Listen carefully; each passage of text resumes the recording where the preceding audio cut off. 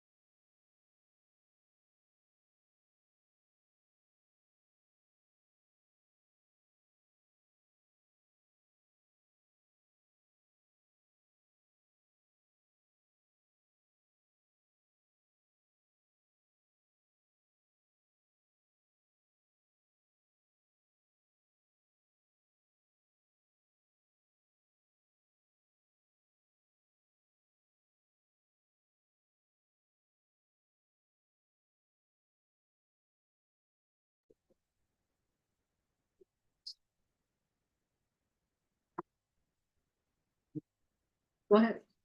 Okay. We are resuming open session of the committee of the whole. Before we get into our agenda, I would like to start with a moment of silence for the loss of a community public servant. Sergeant Brennan, or I'm sorry, it's Detective Brennan, and a loss of a public servant is a loss of our family, so take a moment to hold your heads.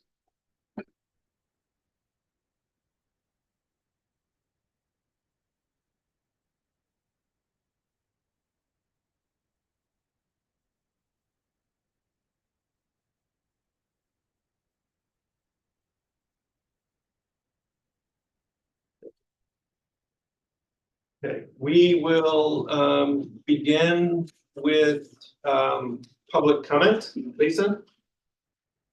We do not have any public comments in person, but I do have two to be written to the minutes that I sent a copy of you to the board at around 5 o'clock today. Yes, need to see this. Thank you. Mhm.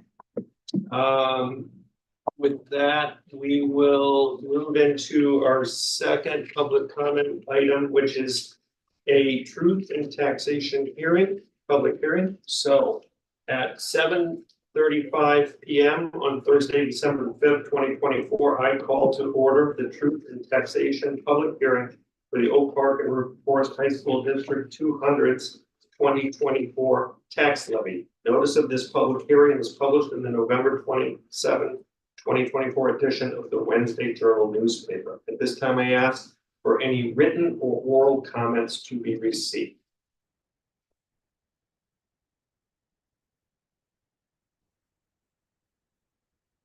I apologize, Mr. Kowski. We do have one public comment that is not about the truth and taxation. He's just running a little late. If you would permit this young man to actually give his public comment. Can we, That's the truth. we will finish the truth and taxation and then flip back just so that we don't have this open. So, So as far as the truth and taxation, just the two public comments to be written into the minutes with the ones that I sent you about the truth and taxation. That's it. okay, thank you. So at 7:36 p.m., I am now closing this public hearing. Thank you. Okay, and so we will then revert back to public comment, and we have someone speak. Yes. What is your name? I'm sorry. Ezra McPherson. Okay, Okay. You can sit or you can stand.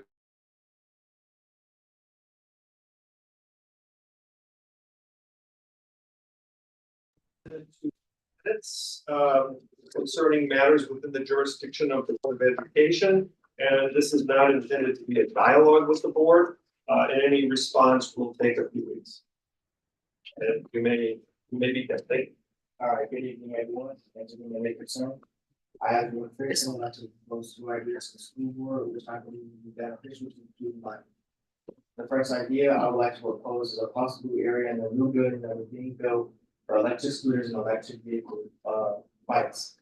Some students may decide to ride their electric scooter or electric bike to school, but as we all know, the water and electricity do not mix. If a student leaves their vehicle outside chained up on a bike rack, it may rain.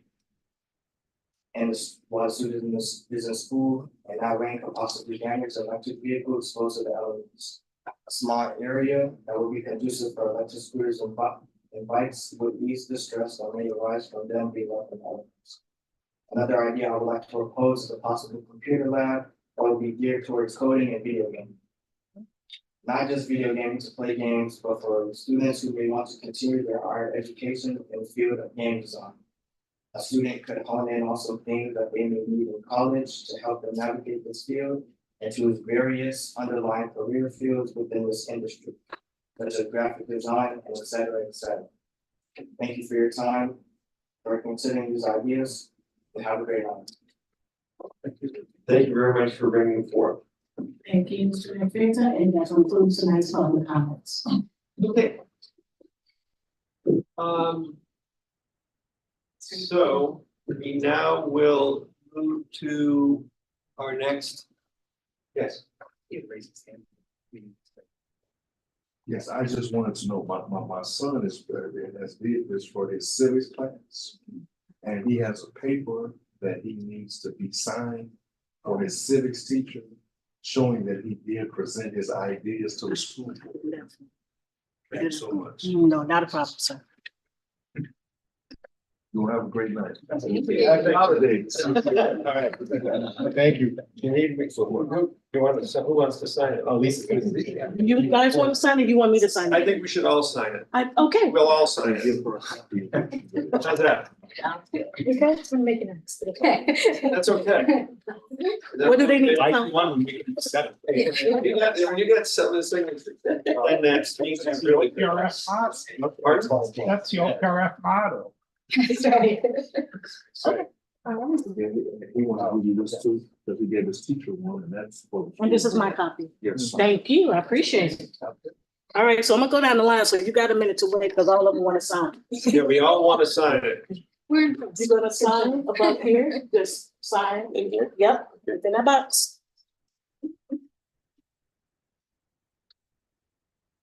While we're doing that, we'll kind of, Okay. we'll keep moving. So, our next order of business is approval of the minutes. So I move to approve the November 7th, 2024 Committee of the Whole meeting minutes as presented. Are there any corrections, adjustments, or changes to the minutes as presented? May I have a second? Second.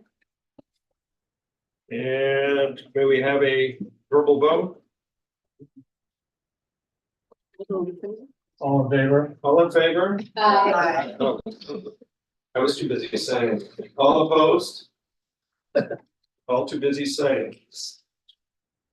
Okay, all right.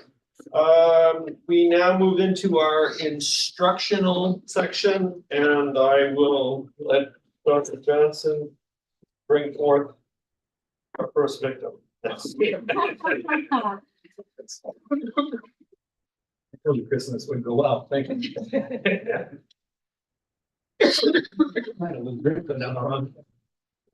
Hope I can fit the intro here. So thank you all. We have three members of our team who have been part of the discussion and writing of this report. Kristen McKee, our coordinator of learning analytics, is here. Dr. Lorenza, Dr. Tanya Applewhite are all here as well. And I want to highlight just a few things before I turn this over to Ms. McKee. First, this is the third in a three-part series. We had our AP report a few board meetings ago. Our last report, we talked about our school report card. And this report is really designed to highlight one of those things that the way the report card works right now, and the way really high schools function in some ways, doesn't allow the state report card to do student like in the way that really happens at elementary school distance. And so we've been able to kind of use some information that you're going to hear today to help give us a feel for lack of a better phrase, and use it casually, not kind of the way it's using some studies and methodologies, value add, right? What is going on in school as students move from freshman to sophomore to junior year, specifically as we take a look at one measure of student assessment, the SAT suites. And so I'm going to turn it over to Ms. Key to kick this off and give us a quick overview. I know you've all seen the report, and then we'll open it up for questions. So without further ado. First, thank you for the opportunity to allow me to present. Thank you. First, thank you for the opportunity to allow me to present on the performance of our students on the suite of SAT suite of assessments. While we regularly analyze SAT data in relation to state benchmarks, as Dr. Johnson just referred to the school report card, this report offers valuable insights by examining SAT and PSAT results through the College Board benchmarks, which are specifically designed to predict the students' likelihood of success in their freshman year in college. I'm also pleased to share that we are now better positioned to track student growth on these measures. The data that was shared with you highlights encouraging progress, with students making gains regardless of their starting points. However, it is critical to focus on accelerating the growth of students who are not yet meeting college and career readiness benchmarks. Setting ambitious growth goals will be essential to ensuring these students achieve readiness by their senior year, paving the way for success in both college and career pathways. As the state transitions to the ACT, I'm optimistic that it will provide enhanced and probably better opportunities for growth analysis. This will enable us to continue evaluating both proficiency and growth in a meaningful way, supporting our mission to improve outcomes for all students.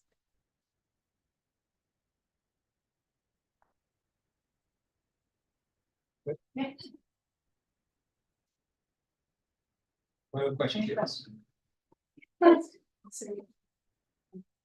think mine is quick. I was just wondering, looking at the English benchmarks that you bring out by ethnicity, I guess I didn't understand how, if ESL is factored into this at all, and like, that doesn't, if I'm imagining a student may have an influx of recent expense in Spanish speaking students and have raised our have hired staff to meet that need, and I'm imagining a student maybe very much fluent in Spanish at a high level, with reading and writing, but not necessarily in English, and that presumably is not reflected in the SAT. And so I'm wondering if I'm assuming we don't, and hope would it make any sense to break that out just for our own information in the future. You don't even have to answer that, but I just, No, we mostly do. I was thinking. We do break that out for sure. We break it out by a lot of different demographics. We look at it in different ways. I will say also that one of the issues with our EL is it's a small population. So we're probably getting down to student privacy issues anyway to share out. But just so you know, internally, we are, part of our analysis is we have a lot of various ways of looking at the demographics as well. Thank you. Two things. My first question goes to what you just said, right, about the ACT. You seem to be very enthusiastic, right, about the switch. I'm very concerned because the lack of being able to have comparative data. With the, it's like we're starting over again, and it's also really not a suite.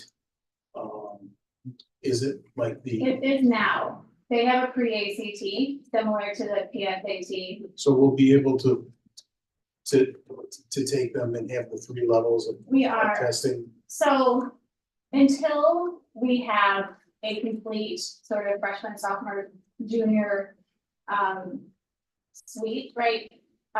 What we'll be doing next year and then the following year for one group is we will be running the analysis through concordance tables. So there's like concordance tables that allow us to compare the ACT and SAT in growth. Okay. So we will have the ability to compare.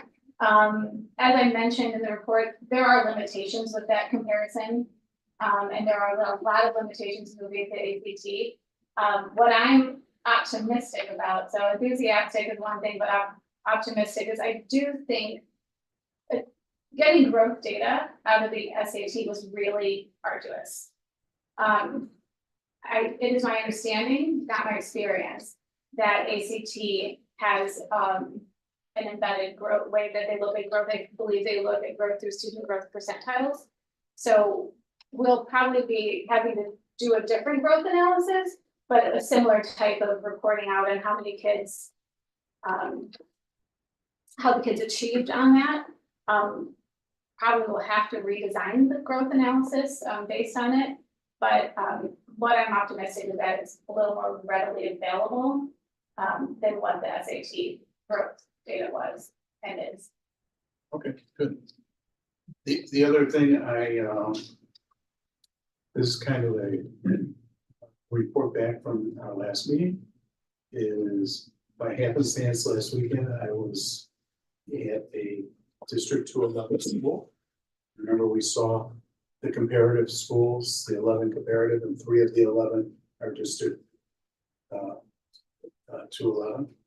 And I was speaking with the athletic director at this one particular school over the weekend. So write this name down, Danielle Hauser. All right, Okay, she is the director of student services. And she will talk forever. Right, about the work that they're doing. Whether it's in English learning. Right, specifically in English learning, she's got some innovative thoughts and ideas. And what they're doing for chronic absenteeism as well. So that, I just wanted to provide that as a resource. I did my homework. Okay, and I really think that, you know, they're doing something over there and they're putting great, emphasis, right, on the numbers and the data.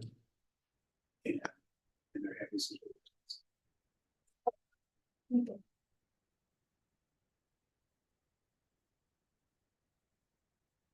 Quick questions on Tim? On the transition to ACT, can you talk a little bit about sort of how we're supporting the students and families in that transition? Students at any particular institution? So some students are still taking the SAT, even though they're taking the ACT, and we provide that here in the building on Saturdays as well. There's 6 or 7 of those Saturdays that we're still providing an SAT test. But if you recall, October 17th, we did my pathway for freshmen and sophomore. At the same time, the juniors were taking a practice ACT test through a platform that we received 3 different tests for. So the students have 3 opportunities to take a practice ACT prior to the school day test. So October 17th, they took the test by 5 o'clock that evening. They had their scores, they and the parents could see exactly how they did, questions they missed. It drilled down into a pretty deep analysis. Since then, the division heads and myself have done not only a school-wide junior level analysis, but we drilled down into the different contents to look at what types of questions students missed, what were the overall topics or skills that they were weakest in. And the division heads are working with their teachers to look at where those skills are already taught, how they're embedded. Maybe they need to redo some things, rethink some things, so they've been doing that. In January, the students will take another ACT practice, but it will be in the course, in their English class, in their science class, so we won't take a whole day. It'll be over several days, but they will have that data to compare. Did I do better? What questions did I do better? Again, the teachers will have that opportunity to further look at that data. And then the third opportunity will be roughly around spring break. We'll open up the ACT because it is digital for maybe a 2-week window. Students can do it on their own, so it won't be required, but they'll have access to that third test where they again can look at their performance. And we will, as a school, be able to see from October to now, how did they grow? How did they change? And then we believe that, I think grades would say, well, things. I also want to bring up that also in the report, I worked with NECRO, which is a data analysis for education company, who provided a service to already running those concordance tables with our current students to see what type of projections we'll have for benchmarks. It was a really valuable learning to do now to prepare ourselves, because based on my conversations with ECRA and some of the research I've done, ACT benchmarks are more rigorous. So the MEETS benchmark that we're seeing, it looks more similar to what we're seeing with the state levels than the college board. So I just think there isn't going to be a bit of a shock for everybody, you know, with the comparing the ACT to the college board benchmark. So the exercise, running the actual data, so they actually use our student data to do our projections for our current students based on the performance of the PSAT. I think just learning more about how ACT looks at college readiness versus SAT will just also be something we're going to have to adjust to as well. One more thing, so the new ACT, I think the last time we talked about it, it wasn't clear whether it was going to be adopted. I think now they've made it clear it's not going to be adopted, like the SAT. Not for the first year, I think. Is that what it is? Yeah. Okay. And so, you know, I have a senior, she took both of them this year, so we're very familiar with both tests right now. And one aspect of the ACT math, in particular not being adaptive, is that we found that it means that in some ways it's easier or it is a better representation of their knowledge if they have time pressure issues because they can do the answers that they know and then have more time to look and consider the other ones, as opposed to an adaptive test where you have to do basically in sequence of it getting progressively more and more difficult. And so with the ACT, you should be able to demonstrate knowledge of higher level of math than she was able to with the SAT. Because she got stressed and stuck on her earlier question, right? And so I mostly wanted to note that that was something that we've been sort of run across in the research and then her experience bore it out. And then I don't know whether their test taking training and practice tests like consider that. And to me, that seems like a very significant thing, especially for students with IEPs and 504s who may be trying to get extra time for these tests and something that parents and students and the instructors should be aware of. So I guess I just want to throw that into the mix.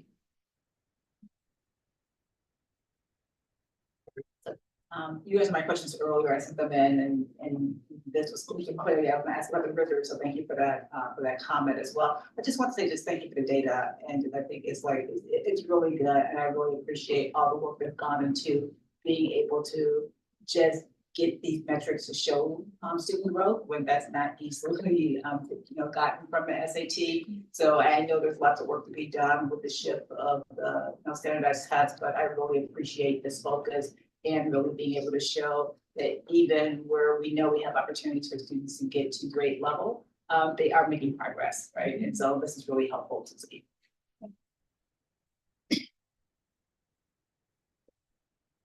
I have one question relative. Is there any time commitment that's been given on how long we're gonna stay on the ACT?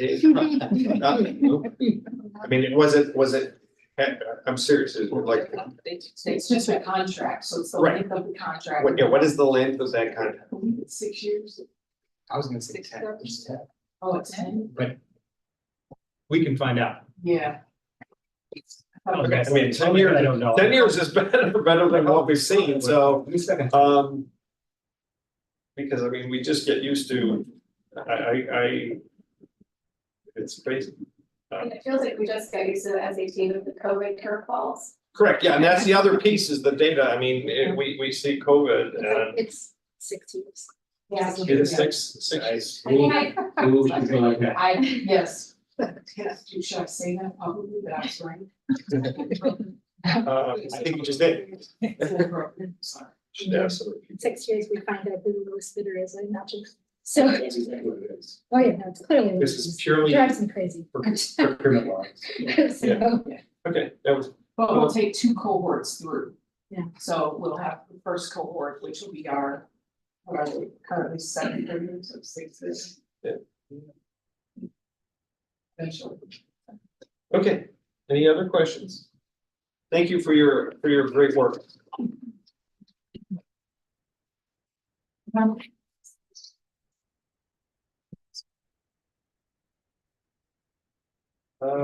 Okay, in finance, we have one topic.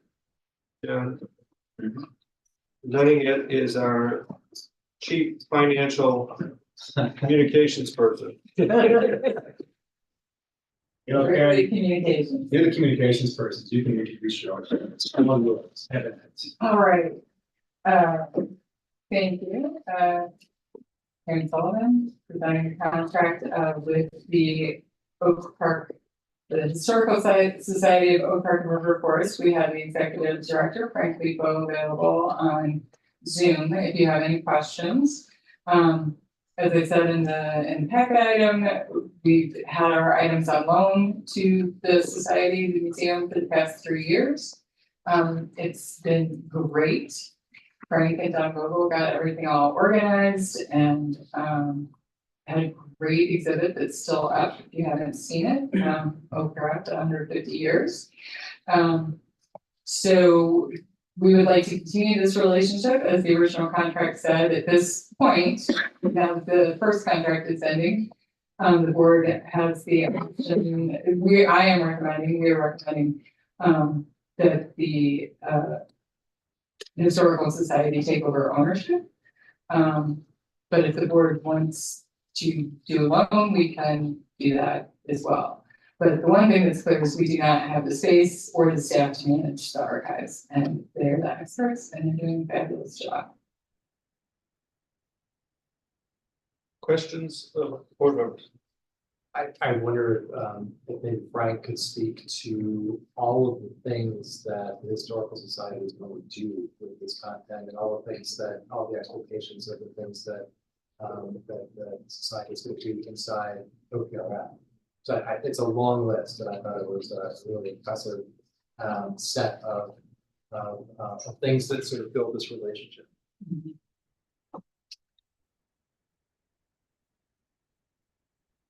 You're on mute, Frank. Sorry about that. Could you just repeat that in terms of it was just talking about some of the ways that we work together? Is that the specific question? Yeah, the contract lays out a number of things that the Historical Society is going to do with the collection, but also, you know, in coming years inside our building with our students and so on. So I just wanted to give you the chance to go into that. Well, thank you for that chance. So yeah, it's been a real honor to bring some of this history to life. Obviously, during the 150th was a perfect opportunity. And already by having the materials, by having them organized, by making them accessible to the public, we've attracted more Oak Park River Forest High School students to volunteer, also a paid intern to develop the exhibit. And we're finding as we go to the service fair, you know, every time, et cetera, that there's a sense of it's like Oak Park River Forest High School history is community history. And the thing about the 150th, the real danger of a big anniversary is a really fun, exciting year, you know, a festival, an exhibit, a whole series of activities.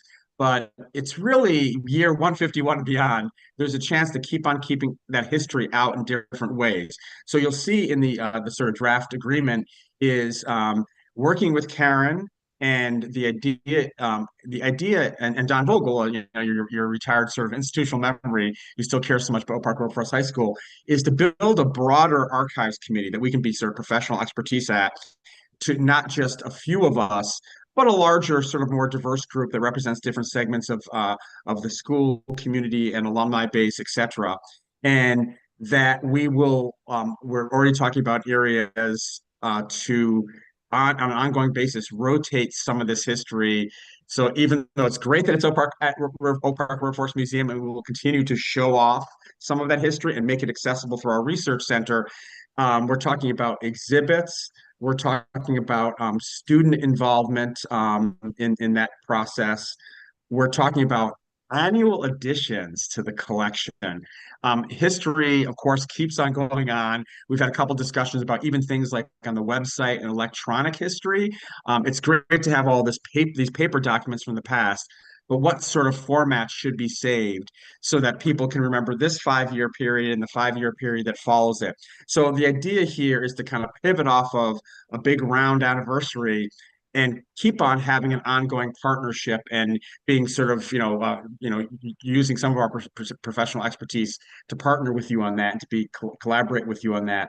So there's very specific discussions about this archives committee meeting at least twice a year, having an annual plan to sort of add to the historical collection, to have exhibits at the high school, and there's also talk about presentations, publications of certain sorts I think Karen and her staff and the whole school community, people are just like contributing all this history, Facebook posts, et cetera, about this.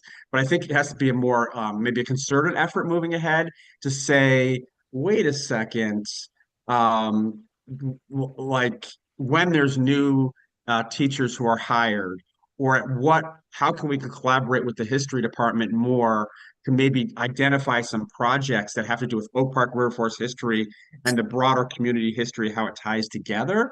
And I think that's a real exciting possibility. You may know that we worked with the history department last year and had all of the history um, teachers come over for one of their staff meetings, like in our space.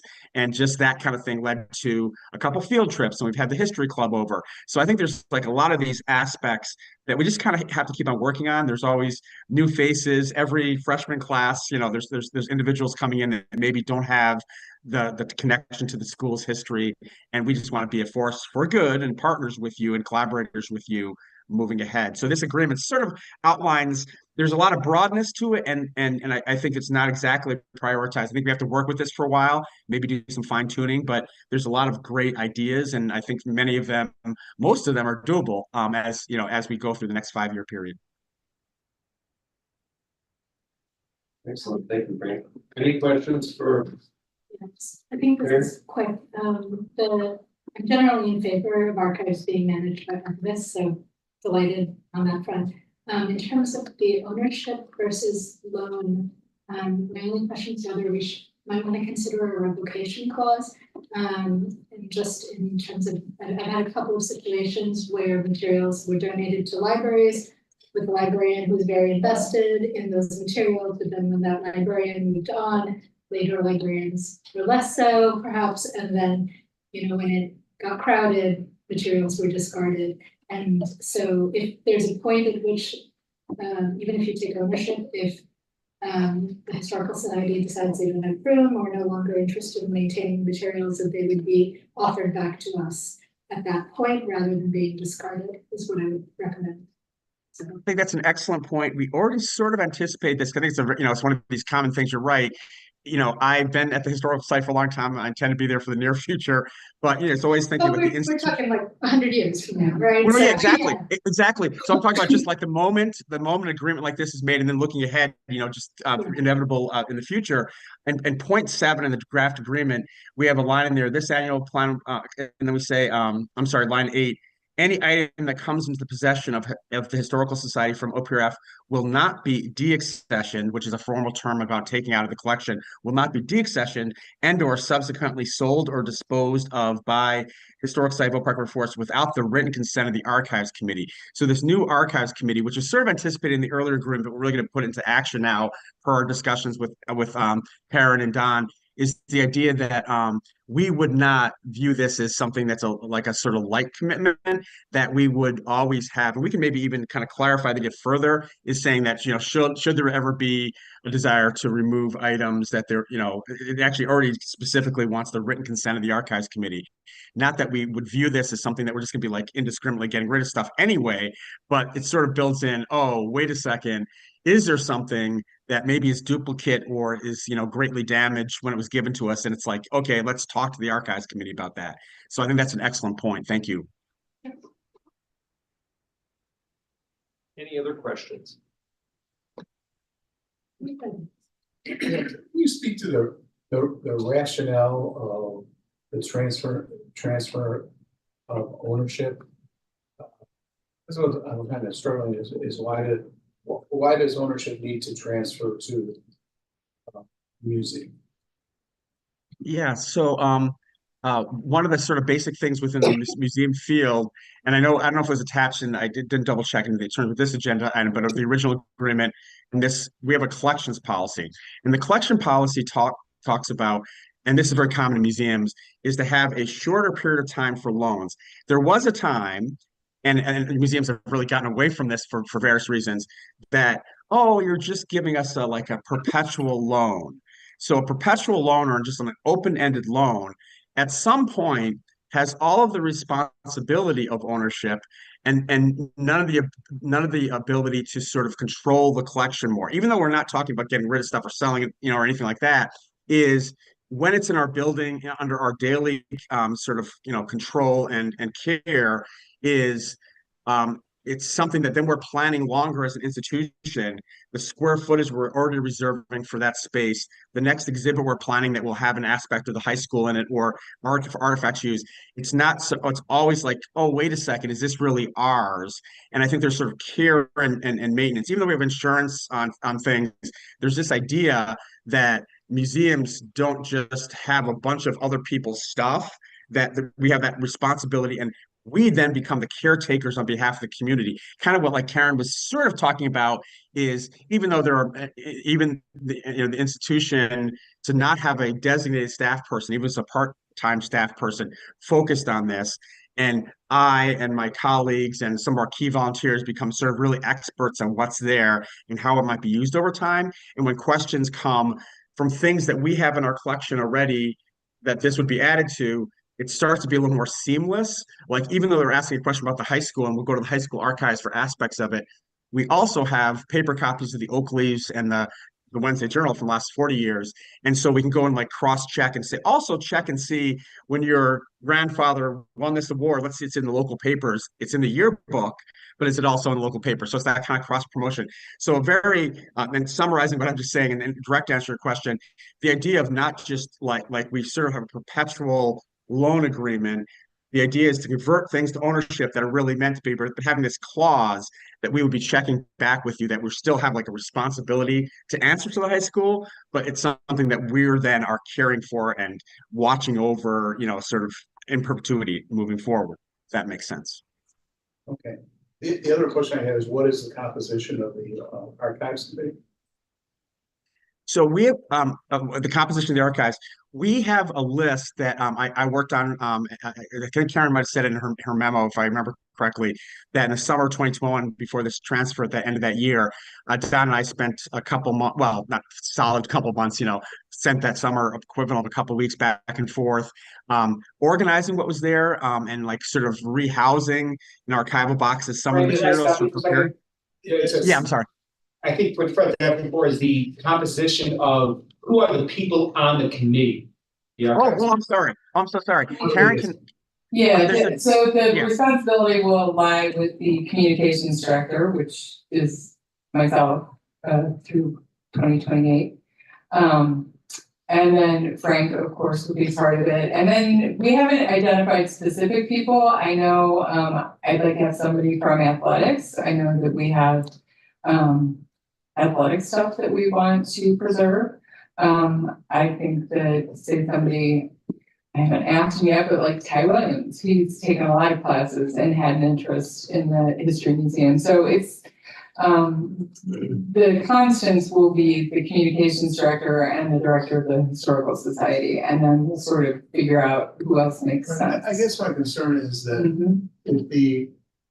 if it's the archives committee that has to give its written approval, okay, to dispose of any material, is then it becomes then the nexus between the museum and the school is the archives committee.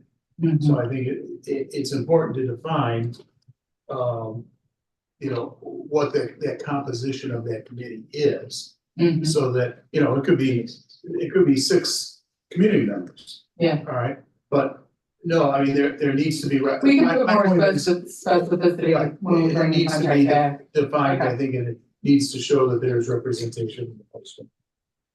Okay. Well, it's in section 2, right? Did I miss it? I think the piece in there that I don't see is really reference to you, Karen. I'm looking under page blank. Dan. 5. Page 2. It is page 2. Item number 2, the archives committee will consist of not less than 5. Right. Okay. So that kind of, that defines it. And I guess the question, and I agree with your comments, Fred, which is, that's the governing body that's going to make these decisions. So are we satisfied with what's written here? Is it good enough? And I didn't, Karen, you said you are, would be on that, but that's not specified. I don't know if we need it. I mean, it does reference, Frank's role as being a member. So that's kind of his side of it, but do we have a lead on within the district side is the question. Well, in the number above it, number 1, it says the archives committee will meet at least twice a year, is convened by the OPR executive director of communications. Okay, here you are. Yeah. You go up, so, good. So I guess, Fred, it sounds like you're wanting maybe more specificity, like, no less than 5 members, 2 from the community, 2 faculty or a student, like at least specify the sort of categories that will be represented. We can add that to it. Okay, any other questions on this? So I mean, that was really Marion, your point was kind of answered within the context. This is just reviewing that. So those are the 2 kind of comments. Other than that, we will be seeing this come to us on 2 days before the winter solstice. Just keeping you guys Coming back, it's coming back. with that. I'm sorry. Huh? Thank you. Okay. All right, thanks, Frank. Thank All you. right, that completes our finance section, and we now move into policy. And the item on the table for policy is a board discussion, really an update on our goals. So what my intent of it was just to go through them quickly, head to toe. And in doing so, get the, okay. I'm hoping I have a paper copy, that's fine. What I want to do is just look at dates and actions and say, are we on plan? And part of it is, what's not in here is the who. So if we need to finalize who needs to do what here to sharpen it, I think we need to just make sure that's noted. So, Communications? yeah, Okay. you've got a better view than I do. Yeah, so on communications, we have an outreach engagement goal around how we connect with community, OPR families, and other stakeholders.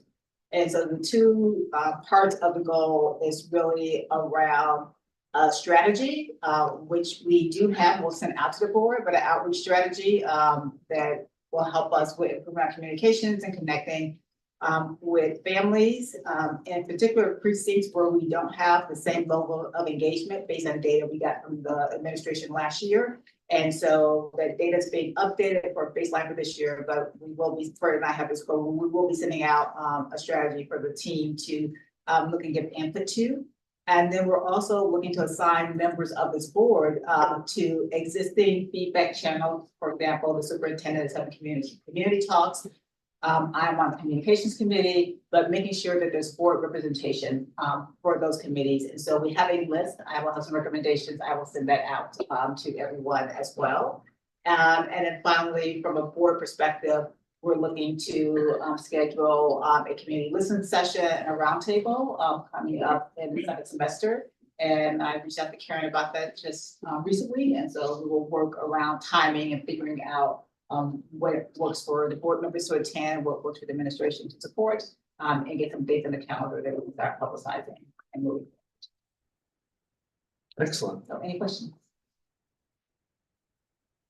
So I mean, and what I like to do with these goals is kind of give them the green, red, yellow, just to see where we are versus dates. So I would categorize what you just said as green. We're moving ahead on plan. There's the date of setting out the one thing is, we'll get. That in terms of getting the assignments done, we'll get those done. Yeah, and that will make this one green. Yes. Okay. All right. Excellent. Number 2. is our finance, facilities and finance. So, the first segment was project 2 delivered on time, on budget, without injury, by June 2026. So we've been given updates. Yeah, our next update on all of that is in January. Our injury is a red, right? So we're kind of, We did have a little injury on the site and an injury on the site, we said a little site, we had an injury, and we will update the board on that at that January. okay. And, okay, so any questions on that one? And the second one was planning for facilities improvement, and putting together really the long-term capital finance planning. And do you have a current version? Because I'm showing February 2024. Is that? Well, that's tentative funding. Yeah, Right. 25. that should be 2025. The one on the district website has been updated. Okay, yeah, I just wanted to make sure that we updated the date because this date was in the past. So, I guess the question is, what actions need to happen to keep us on plan for that specific goal? Well, Tom, I think it anticipates there being owners of this. Yes. That's not, I don't know that we have owners. There's a lot packed into the bullet points. And that's not something that we discuss. Okay, so let's discuss it. So my view on this is, I'm associated to this set of goals. And I think what's happening right now is we just simply have moved number 3 kind of ahead of number 2 in the queue. So there's a lot of work going on now on the district financial dashboard. So even though that initial marker on the facilities long-term planning and finance process had a draft plan in there for December 2024. I think that's more likely to be January. So number 2, you would yellow flag. Number 3, you would green flag.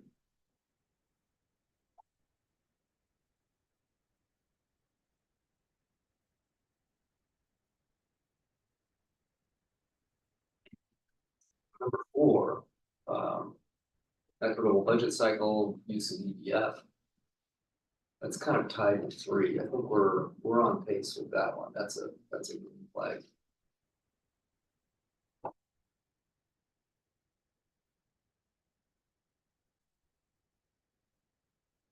Okay, so let me make sure I captured that properly. 2 is yellow, but so addressing 2, we just need to shift the dates. Is that what you? I would make that first bullet, January 2025. Okay.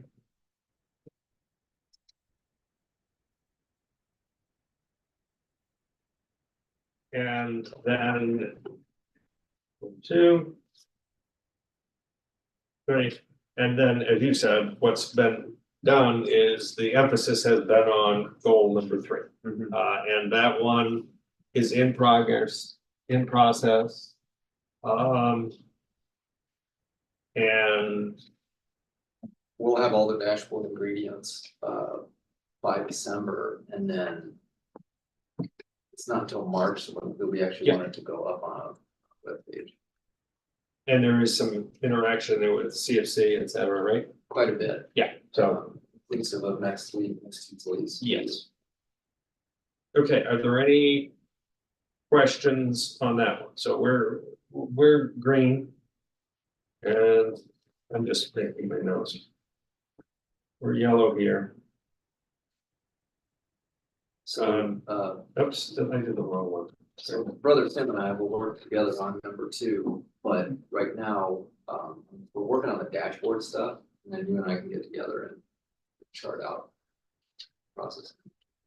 Okay, and then number 4 is further down the road.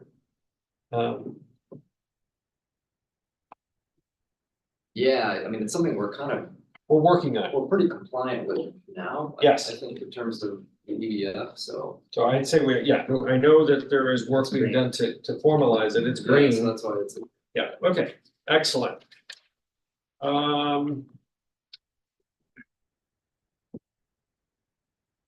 I'm just trying to stay right here. Our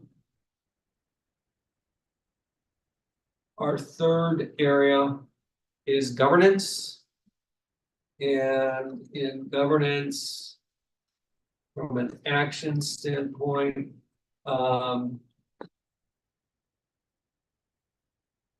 Number 1 is complete. number 1 was done and we saw that.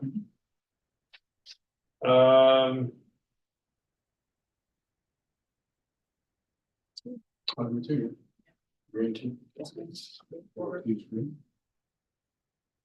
Which is the student, Well, or, the student conversation. okay. Yeah, and then that Process. that was done in the. Yeah, that will be When coming, do we do that? October? yes, And we'll start that new semester. okay.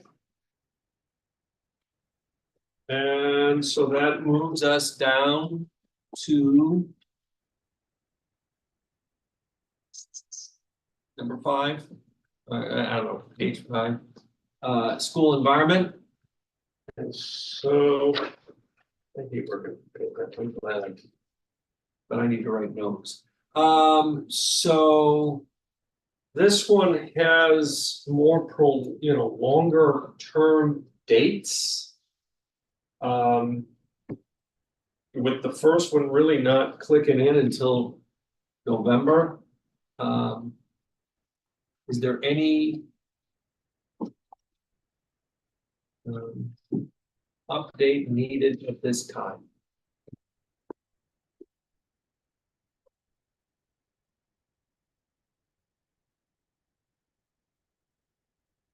So with our new director on board, she's, putting together the advisory Yep. council and all the work and things are underway to do these assessments. Yeah, that's right. We may want to revisit this as we near the end of this year and we go into next year. Because these goals are all ones that really are due the following school year. Are these, So are these dates? I guess what's on your sheet? Are they different? yeah, I'm looking on the both paper and website. And they're consistent, right? Because I'm looking at, say, goal number 2, because that was approved that by October 2025, when it was really October 2024. Correct? Of engagement with conversion. Oh, I see the first Yeah, bullet point. yeah, Yeah, it's yeah. number 2. Yeah, good point. So that was 2024 and that was completed. Yeah, I don't know. Yeah. So I think we have, just need to, I because think we need to get that I date. think I, number 2 needs to be updated for, in terms of both the conversations. recommendations. I could. okay, We'll revisit that one. okay. So I know we're kind of going through, but that's, this is just a kind of a check-in. So in terms of any areas that are ill-defined, lagging, or need specific emphasis, I'm saying that, we've got work going on with the various pieces, so.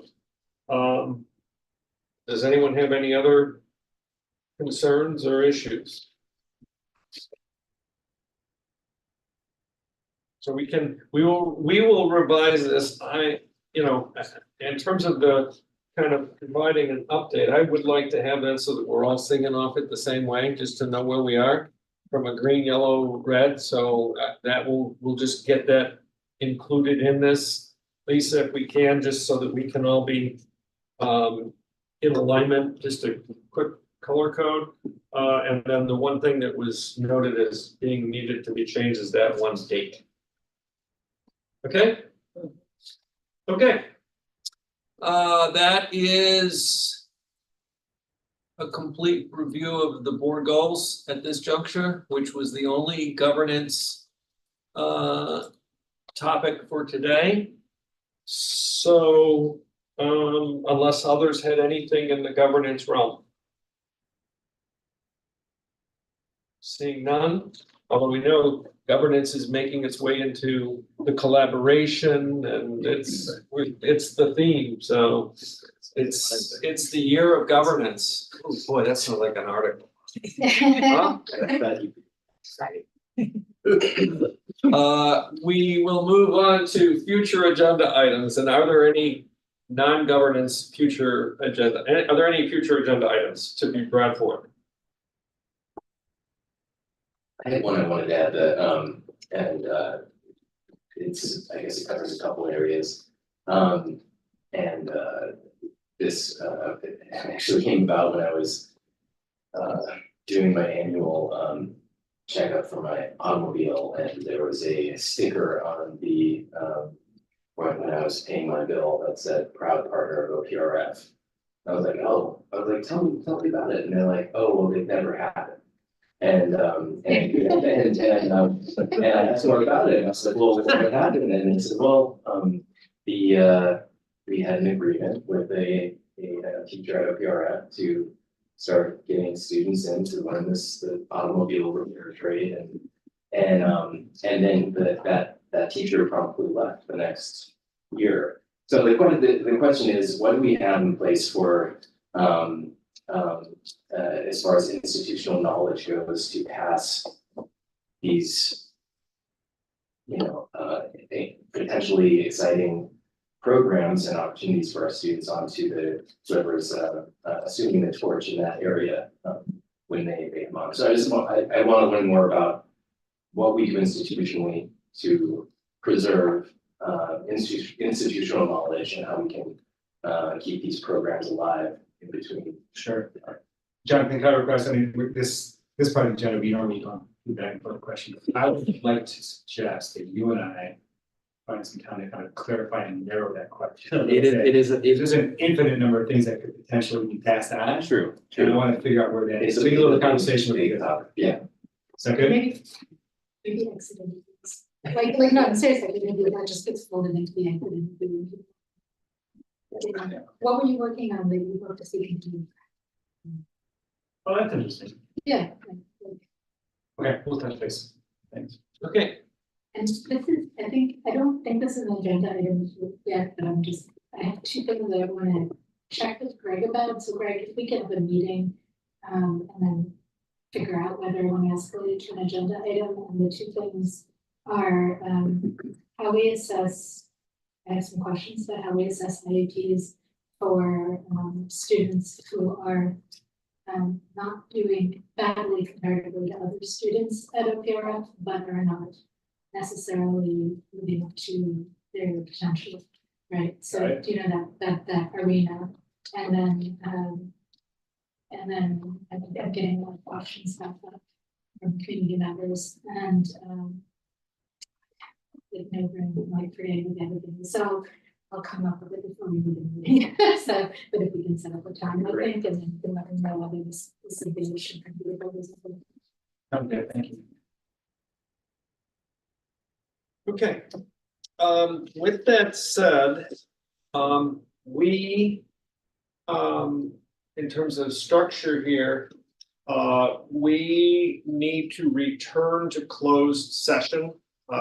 We had a little bit more time needed for that, which is still tied to the committee of the whole. So we are going to right now recess open session. We are going to return to closed session, and I think we just need to set some kind of a time limit, and you're closest to, so you're on the hot seat. 15 minutes. Okay, so we are going to allow ourselves 15 minutes to complete our closed session, at which point we will then return. We will close out the committee of the whole meeting. And then we will, at that point, we will then roll right into our special board meeting, which then is one that has a number of action items in it. So that's the playbook that we're going to execute. So I move to recess open session. Second. And all in favor? Aye. Okay, and we will follow that timeline. I'm gonna take care of some business over here for you. So.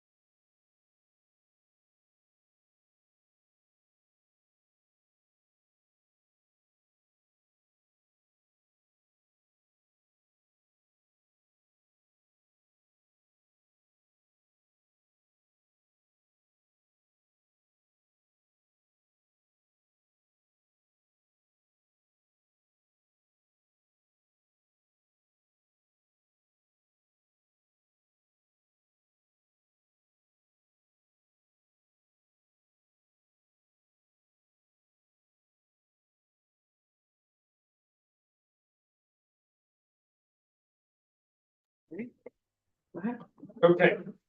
So we are resuming open session for the committee of the whole, and my first order of business is I move to adjourn. Second. All in favor? Aye. All opposed? Wow, that was amazing.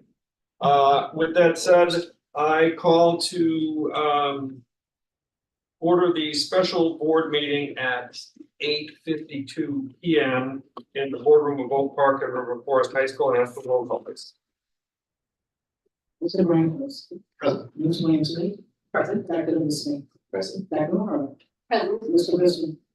Here. Mr. Harkin. I'm here. And Mr. Cost. Here. Our first order of business is public comments. There are no public comments in this special meeting. Thank you. We move into our action items, of which we have 4.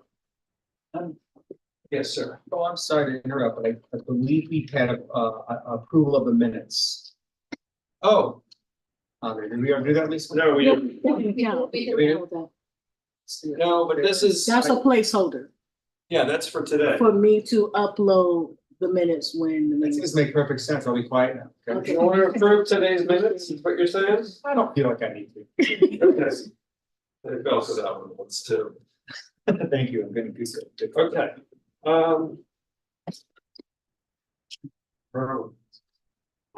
The first action. I know, I'm just showing that he's knocking us off course, and so he's gonna pay.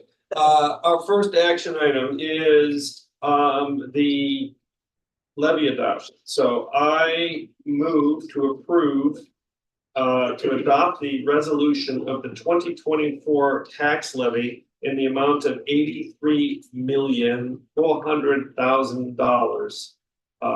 Certify compliant with the truth in taxation law, and certify that the 2024 tax levy resolution does not extend the maximum amount permitted under the PTAL. And any discussion?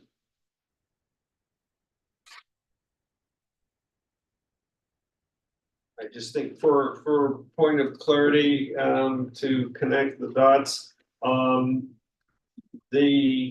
Tony, can you just take us through just more the steps that we've had, the original and we're at the final? Sure. We started with kind of the first look with the Community Finance Committee, talked through multiple scenarios, done which were taking the full CPI in the levy this year. From there, we brought it to the Board of Education for review. We approved our tentative levy in November. We held our truth in taxation hearing earlier tonight, and that's something we do not from a legality standpoint, since we're not required to do that, having not levied 5% or over, but on a transparency standpoint, just to allow community members to voice any questions that they might have. Then tonight we will adopt our final levy, and then that will be filed well in advance of the end of December deadline that we are given. Okay, thank you. Any questions or discussion? Seeing none, may we please have a roll call? Ms. Williams-Lee. Yes. Dr. Lewis Smith. Yes. Mr. Bisbee. Yes. Mr. Harkin. Yes. Dr. Morrow. Yes. Mr. Ramos. Yes. And Mr. Cost. Yes, the motion passes 7-0, and we move to our second motion, which is I move to approve the 2025 summer CIP bids without a reduction in scope. Second. And is there any discussion on this? My only point is we did have a discussion at the cow and we hit it pretty hard. Was it? No, at the regular board meeting 2 weeks ago, we had a discussion. And at that meeting, I expressed my rationale or reasoning for what my vote, which is not in support of this. I don't need to repeat it.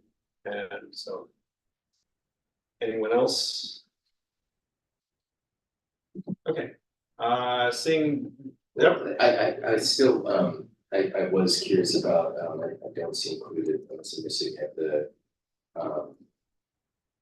if we were to, postpone talking employee for this cycle, and if it's an option to spread that out, proportionately over the ensuing years. Yeah, the nature of the work, we would not be able to say take in, do 15% each year and catch back up. Because the tuck pointing is sequenced in a manner that then the following year's work comes in after the tuck pointing. So if we're, say, doing work on new windows and then we haven't caught back up yet, we wouldn't then be putting new windows in before tuck pointing is done.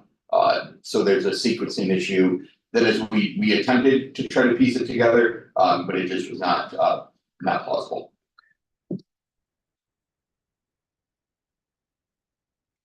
okay, with that said, then a roll call on this. Mr. Arkin, Yes. Ms. Williams-Lee, Yes. Dr. Livingston, Yes.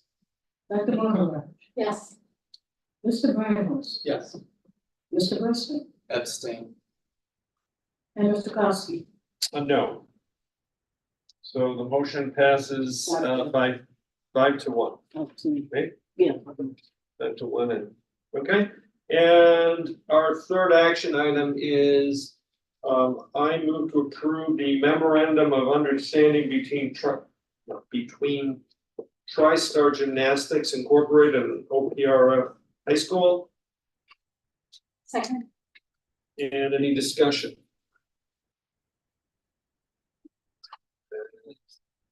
A roll call, please. Dr. Livingston, Yes. Ms. Williams-Lee, Yes. Mr. Bristol, Yes. Dr. Bonner, Yes. Mr. Brambles, Yes. Mr. Arkin, Yes. and Mr. Kowski. Yes. Motion passes 0. And our fourth and final action item is I move to approve hold in abeyance the expulsion of student EXP 120524 beginning December 5th, 2024 through June 30, 2025, contingent upon enrollment and regular attendance at an alternative setting. Second. And any discussion? And a roll call, please. Mr. Bristol, Yes. Dr. Bonner, Yes. Mr. Arkin, Yes. Ms. Williams-Lee, Yes. Dr. Livingston, Yes.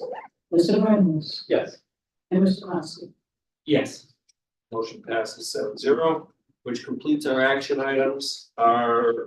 With that said, I move to adjourn the special meeting at 9:00 p.m.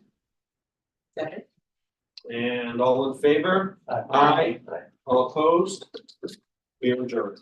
Thank you.